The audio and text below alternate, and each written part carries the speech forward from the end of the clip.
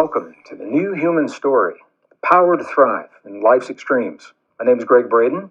I designed this program, and I'm the host for this entire program. I'm a scientist. I'm an author.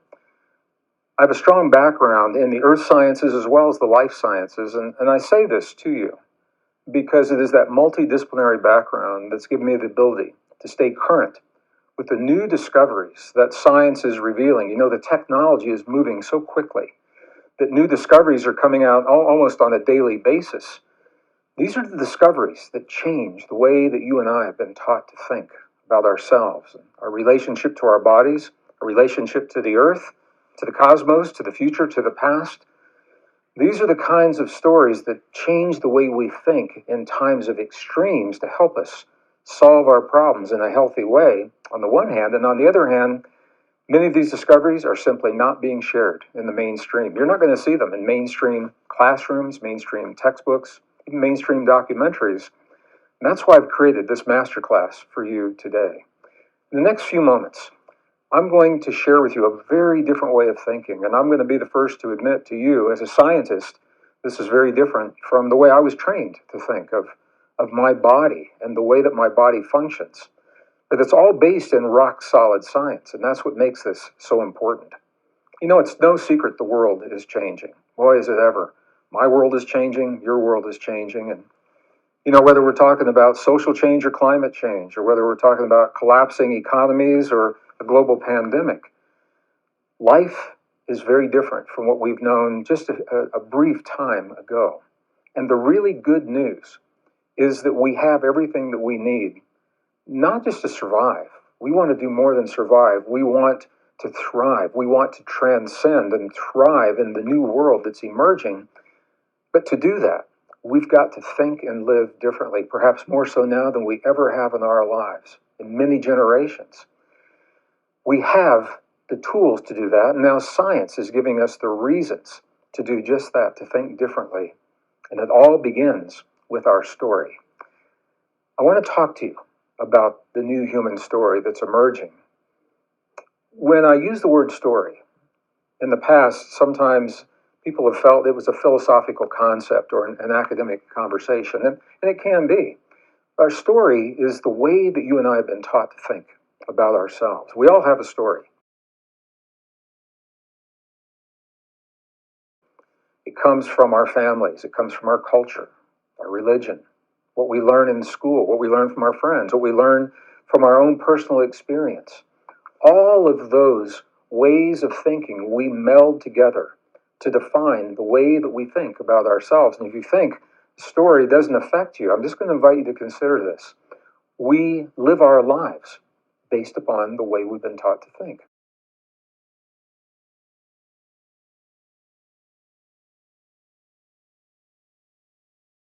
We solve our problems every day. Every day we have problems, whether it's a small problem of maybe taking our kids to school and finding there's a detour in the road and we have to find another way to get our kids to school on time, to a global problem of climate or an environmental crisis.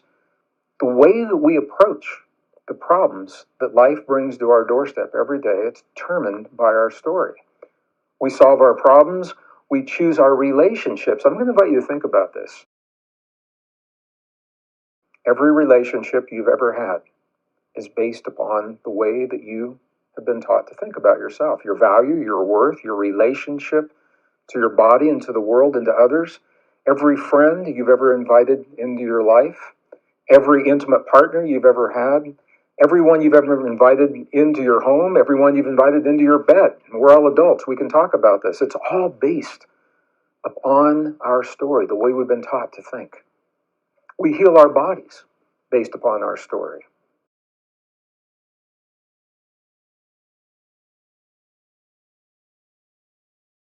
You know, if you go to a medical professional or a healthcare professional, and that professional says to you, there's something happening in your body that doesn't look typical, that is concerning.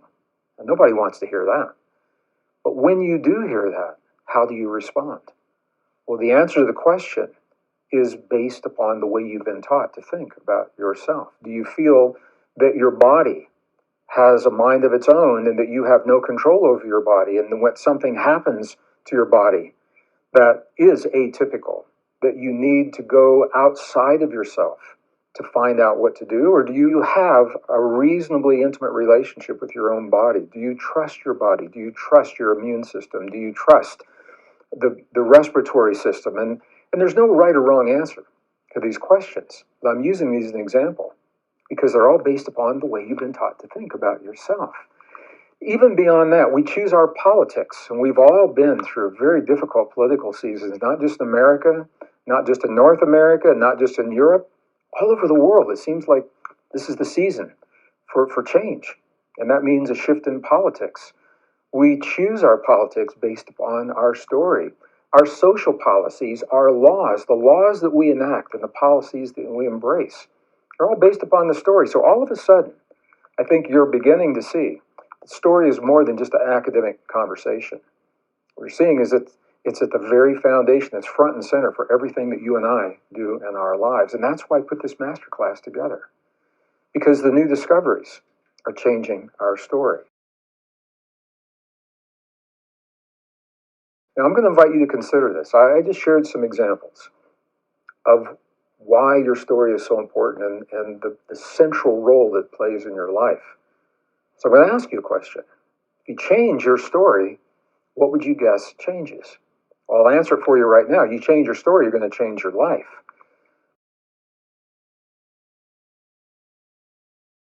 If we as a global family, as a planetary civilization, if we change our story, what would you imagine changes? And if you said the world, you're right on. Change our story, we change the world. And I got to tell you right now, the stakes have never been higher. The stakes have never been higher because systems are breaking down. We're living a rare moment of converging cycles of change. Some of these we know about, some you've probably never heard about. We're living a time of converging climate cycles, we know that. We're living a time of converging economic cycles. We're beginning to understand that. We're living a time of conflict cycles. Human conflict is not random. It is actually linked very closely to the shifts in the magnetic fields of the earth, their effect upon the human heart, and whether or not we're aggressive or cooperative, and how we relate to solve our problems. And it's all based upon our story. So new discoveries are changing our story. New discoveries are revealing a new human story. And that's what I want to talk to you about right now. I'm going to go through a series of discoveries. And I'm going to invite you to think about what these discoveries mean to you in your life. So discovery number one, I'm going to start with a big picture. I want to talk about our cosmos. You know, when I was a kid back in the 1950s and 60s, I was taught that we're the product of a dead, inert universe. That there was this massive release of energy and things began to happen and that we are the product of what's called lucky physics. Now, our ancestors always told us that everything is connected. Everything is connected to everything else, that we live in this intricate and intimate web of life. But when science emerged, modern science, about 300 years ago, those ancient ways of knowing were tossed out of the conversation. Now, I want to be clear, I'm not saying our ancestors 1,000 or 2,000 years ago were working with scientific principles, but they understood the nature of our relationship between ourselves and our own bodies and one another, the earth, the cosmos, as I've said before. So our ancestors always told us everything is connected and we're part of a cosmic intelligence. Traditional science, on the other hand, as I said, suggests that we're the product of this random process, this inert matter that just happened to coalesce in just the right ways, in just the right time, to give us the atoms that became the molecules, that became the chemistry of the universe and the stars and the planets. Here's why this is important. If you think that you and I are the product of a random process that just happened to occur, the implication is that there's nothing really so special about our existence that the earth is ours to dominate to harness and to exploit. And I think you can see where that thinking has led us. It's led us to disrespect the world around us, disrespect nature. And of course, that's changing. We're learning about this. But there's nothing in the textbooks of our children today that help them to embrace the deep truth of their relationship with the world as we now know it exists. The new story. Oh, this is really exciting. The new story is that astrophysicists and cosmologists are actually saying the universe appears to be alive, conscious, and intelligent. Here's what I mean by that. As big as the universe is, they say it acts like a living organism. So, for example, when something happens in one part of the universe, say a star collapses and upsets the balance of energy in that part of the universe, the rest of the universe will compensate for that shift in energy as you would expect in a living system. I'm going to share with you a direct quote. Now, these are powerful statements that I'm going to share with you. I'm going to read them, so I'm accurate with what I'm saying. These are coming from Gregory Matloff. He's a physicist, so this is not a philosopher, and it's not something on a blog on the internet. This is a physicist that's actually saying, quote, a field of consciousness could extend through all of space.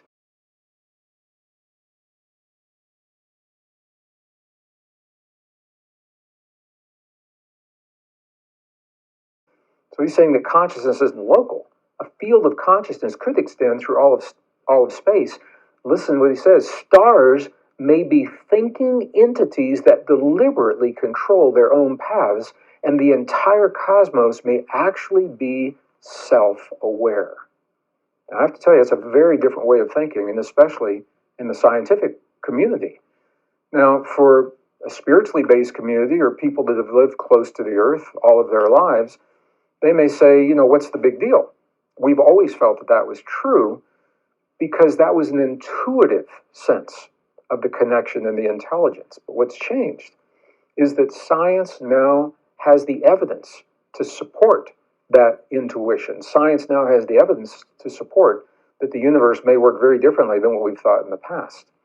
So this was discovery number one, that the cosmos that we live in may actually be conscious, intelligent, and self-aware.